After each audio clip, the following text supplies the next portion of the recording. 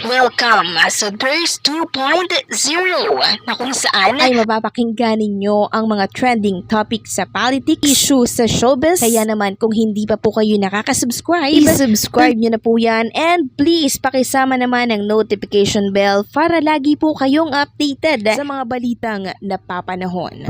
So ayun, bago natin simulan ang update nating ito, unahin muna nating pag-usapan itong tungkol sa inilabas na papremyo po ng Itbulaga ngayong araw po ng August 14, 2024. So tumataginting lang naman ng 291,000 pesos.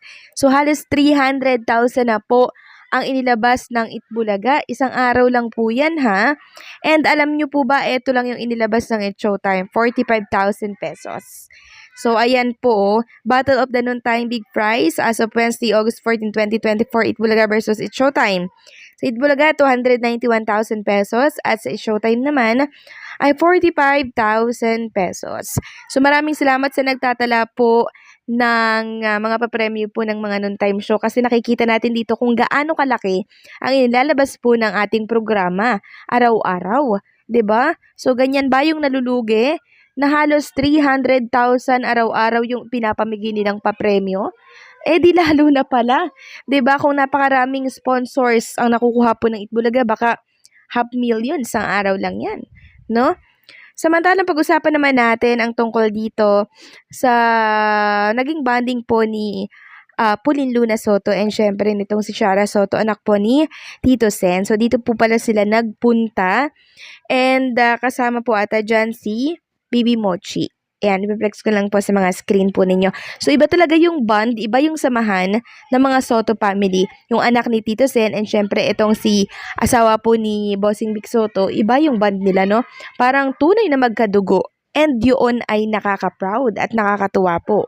Samantalang i-flex ko naman sa inyo itong binahagi po ng isang account sa Instagram. Sabi dito, ito na ang pinaka nakakatawang speech ni Mayor Jose Manalo. Ito po ay nangyari during anniversary po ng Itbulaga. 45th anniversary nung nakaraan lang. So, pinanood ko syempre yung video kasi ano ba yung nakakatawang ginawa na speech nitong si Mayor Jose Manalo. And yun pala, dumikit lang sa mic pero wala naman pong sinabi. No, yun na po, tapos na. Kaya nagtawanan po lahat ng nasa studio ng Itbulaga. Sinong hindi matatawa nun, akala mo mag-i-speech nga. Yun pala, dumikit lang doon sa mic. 'Di ba? Di nagtawanan nga yung mga nasa studio. Effective talagang magpatawa itong si Mayor Jose Manalo. Effective din, Mang Ines. 'Di ba? Kahit saan na ibig sabihin, mahusay talaga itong si Mayor Jose Manalo. Samantalang pag-usapan naman natin ang nangyari po kanina diyan sa Will to Win. Meron pong banat si Mr. Willie Rebillame sa mga nagkakalat ng fake news. So pasensya na po kayo sa background natin, medyo maingay yung mga batang naglalaro sa labas. So sabi dito, Mr. Willie Rebillame, para kayo yung maging masigla ang buhay, yung mga negative na naririnig nyo, huwag nyong pinapansin yan. So, patama po yan sa mga story maker na wala pong ginawa kundi siraan ang itong Will to Win ni Mr. Willie Rebillame na programa na magsasara na daw. So, ayan yung banat ni Mr. Willie, oh. Huwag nyong pinapansin yung mga nagkakalat ng fake news na yan. At alam nyo po ba, meron tayong nakita na shinare po ni LM Entertainment na ibinahagi po ng Inquirer.net. Ito ay noong 2023 pa. Pero parang ito yung nakikita po ng mga netizen na dahilan kung bakit patuloy na sinisiraan itong programa ni Mr. Willie Rebillame. Sabi dito sa headline ng Inquirer.net, SC Junk ABS-CBN case versus Willie Rebillame. Di ba yung karamihan sa mga naninira po sa programa ni Mr. Willie Rebillame ay mga supporters or ilang mga supporters ng kapamilya. Sabi dito, the Supreme Court has ordered the dismissal of ABS-CBN Corporation's over 1 billion counterclaim against former television host Willie Rebillame, whom the media giant accused of breach of contract. In a 22-page decision pinned by Justice Maria Pilomina C., the High Court's Third Division took judicial notice of an earlier decision by the SC First Division which found ABS-CBN guilty of forum shopping for the copyright infringement complaint against Rebillame. The SC found that ABS-CBN first sat a temporary restraining order or TRO from the Quezon City Regional Trial Court or RTC to prevent the airing of Willing Willie on TV5 on the ground that Revillame was still bound by its contract with ABS-CBN.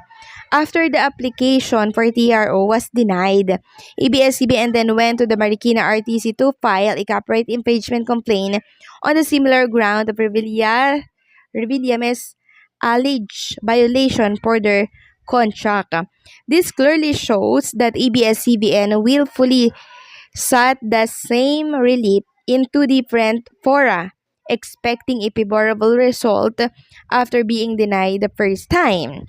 The SC said the legal dispute between Revillame and ABS-CBN began in August 2010 when the TV host filed a case seeking to terminate and rescind this 3 years contract with ABS-CBN on September 15, 2010. ABS-CBN filed its compulsory counterclaim and asked for liquidated damage 1.1 billion. So, ayun po pala yun. Kaya patuloy na sinisiraan ang programa ni Mr. Willie Revillame.